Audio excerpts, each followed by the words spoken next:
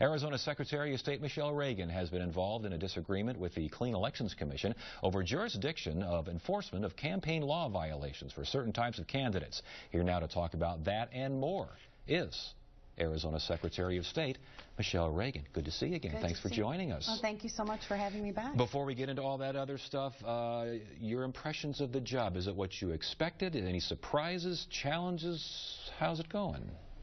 It's a dream job. And it's everything I expected and then some. So it's a very, very big agency, bigger than I think most people realize.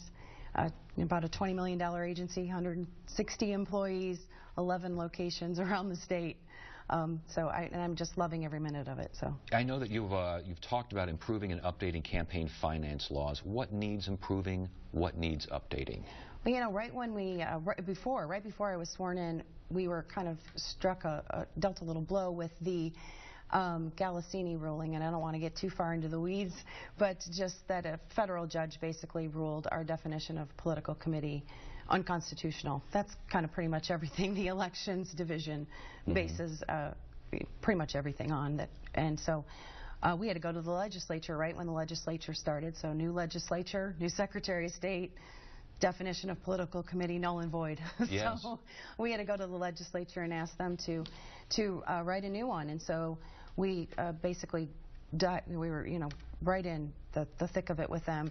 So the biggest new thing with campaign finance laws would be the new definition of political committee, which has yet to take effect because new laws haven't taken effect yet. Indeed. And, again, without getting too deep in the weeds, the Attorney General dropped his appeal on this ruling from the Ninth Circuit Court of Appeals regarding the original definition too vague. I know that the new law is coming into effect, but by dropping the appeal, what does that mean? Because could not the legislature, if the court case can, you could still get a new definition of a committee, couldn't you? And yeah, I mean, that's the thing. Again, what was just so important is that we got to the legislature. We were able to find an excellent sponsor to just push it through the way that it seemed that the federal judge was going to agree was constitutional. And again, when you're working with the legislature, you want to make sure things aren't hung on to the bill and added to it that are going to get hung up into the court system. And so we were able to get a clean bill out of there, and something that the Galassini lawyer seemed to like too. So we were a little, again, Attorney General's a new administration as well, so we're all kind of learning the ropes here, and we would like their agreement that this is a good definition of political committee. But I think what's most important is the legislature liked this, the governor signed it, and the judges seem to be happy with this, that it's constitutional. So, and when we talked earlier about improving and updating, modernizing campaign finance laws, does dark money need to be addressed?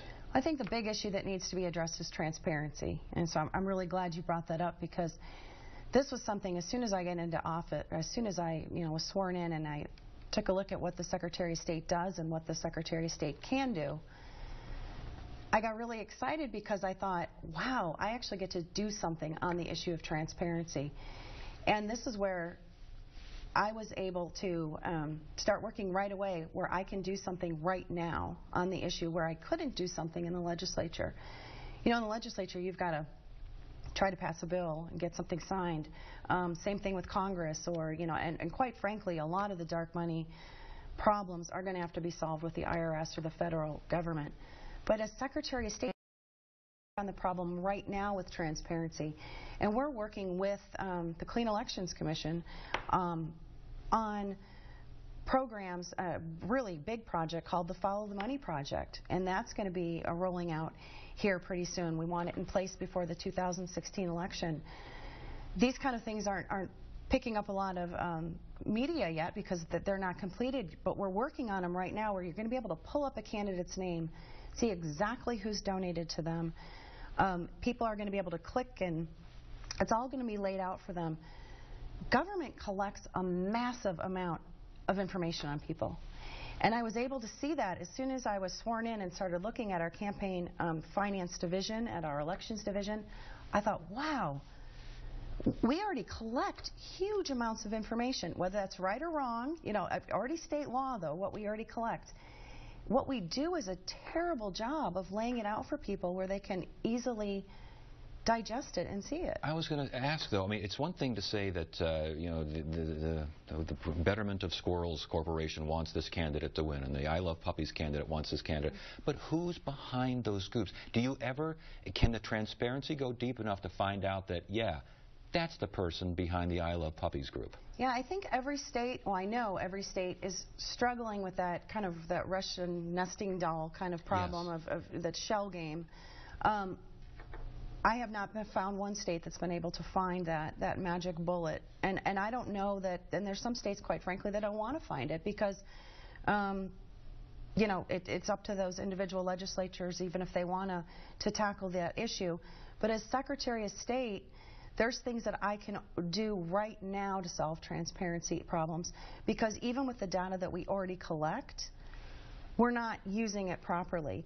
And so, again, I decided quite wisely to say, I'm going to focus on the things that I can work on and actually have an impact on right now. And we're really pleased with the way some of the projects are going. We're going to be coming out with apps. We've got a number of different things that are going to be transferred online that make it more user-friendly for not just for candidates, but for the public as well. All this stuff that we're doing on paper, really? I mean, it's 2015. You mentioned working with clean elections. You've also been very concerned with what you call the jurisdictional reach of clean elections, especially when they find a particular group $95,000 for some last-minute ads against Scott Smith regarding his mayoral term right when he was leaving the mayoral. I mean, it was pretty transparent what was going on there, yet you're concerned with clean elections going after these guys. What's going on here? Well, you know, Clean Elections and the Secretary of State's office work together on a number of different projects. They're a player in the elections world, absolutely. Important, the Secretary of State's office is a player as well, and ever since statehood, it's been pretty clear that there's certain government entities that are involved in the campaign and, you know, campaign finance or campaign world. Secretary of State's office, the Attorney General's office, and now we have Clean Elections Commission. The voters voted in. I respect that. But where does the jurisdictional boundaries begin and where do they end? And that's what this intervening in this lawsuit was really about. I don't believe that government gets two bites at the apple. And what I mean by that is a crime may or may not have been committed. And that's for a judge to determine. But how many times and how many government entities can go after that same crime? That's the overall answer that we want, or, you know, the overall question that we want answered. The Secretary of State's office? Or is it the Clean Elections Commission? But some are saying the Clean Elections Commission is the only agency out there going after these kinds of folks, this group in particular, that they went after it when no one else did. Well, that is a completely false narrative. Again, this intervening in this case was not about protecting Legacy Fund. It was about asking a judge. We intervened to ask the judge to answer a larger jurisdictional question that we believe needs to be answered going forward. And this was a great opportunity to have that answered. But in this particular case, and that the 30-second sound bite on that is, Legacy Fund, the Secretary of State, Ken Bennett, at the time, you know, needed to be solved. So when critics saying in this particular case you are siding with dark money, you say? Absolutely not. I am asking a judge in this particular case to... It's an opportunity to intervene and to say who has jurisdiction over this stuff, because what you never want to have is an instance where one government entity says to a group, go right, and another says go left, because what happens? The group doesn't end up having any clear direction. You can't have a system that does that. And so what we're asking the judge to say is basically who has jurisdiction. We think we know the answer of who that is, but we don't know. And we want the judge to let everybody know so that there's a clear answer by next year's election. And again, you're asking for the opinion and the ruling of a judge. State law that candidates have to be notified of last-minute ads, and you have been quoted as, your office has been quoted as saying that you think that that is unconstitutional and that you are not going to enforce this law. First of all, are you not going to enforce this law? No, we're definitely going to enforce the laws the legislature puts forward. Being a former legislator, nobody respects the role of the legislature more than I do. However, a little problem with the article that was written about that, and we won't get into that tonight. But what I will say is that we also have a duty, as our election director has a duty, when he sees something and he's making determinations on complaints. And on these particular complaints, they were all dismissed for various reasons. Most of them were for substantial compliance. They had substantially complied. So they were deemed, you know, hey, you've substantially complied. We're not going to pass this along to the Attorney General's office if your notification was 3 hours late. And then that was the case in many of these. But he noticed something and brought it forward to the legal community as a footnote and said, by the way, this is something you may want to take a look at. And said, you know, hey, legal community, hey, election law community and legislature, you may want to next year consider changing this or taking it off the books because a judge in 2003 said that this is most likely unconstitutional.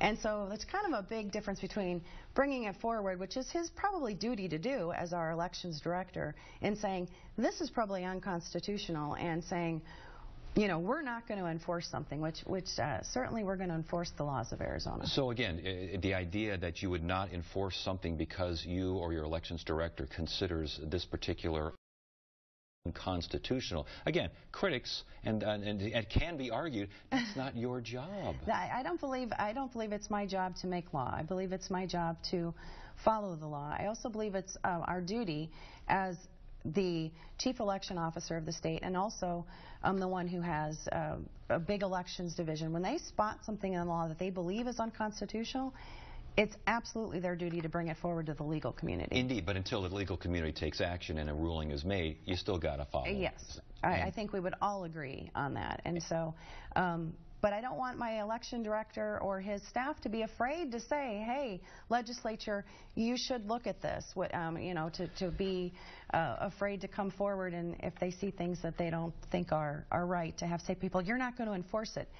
He's enforcing the law just fine when things are dismissed for other reasons. Okay, so a candidate must be notified of last-minute ads. That's the law right now. All right. It's good to see you. Thanks for joining us. It's great to see you. This was a pleasure. I appreciate it.